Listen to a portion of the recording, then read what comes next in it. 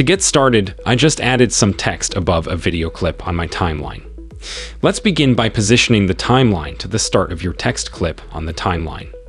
Then hold down the Shift key on your keyboard while pressing the right arrow key 3 times to move the time head forward 15 frames. Make a copy of the time head's position. Next, let's go over to the Effects panel and type Mosaic into the search box. Drag the effect under the first part of your cutout text clip. Then make sure that text clip is selected and go over to Effect Controls. Position the time at the start of the text clip. Then click the stopwatch titles next, a horizontal block and vertical block to create certain keyframes. Now moving the time to the end of your clip.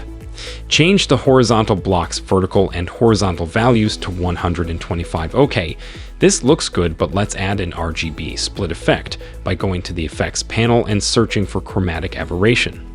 Drag the VR Chromatic Aberrations effect on your pixelated text clip, then go up to Effect Controls for that clip, and under Opacity, change the Blend mode to Screen to get rid of that black background.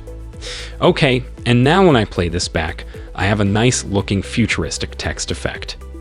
Alright, that's it for this tutorial. Thanks for watching, and see you next time.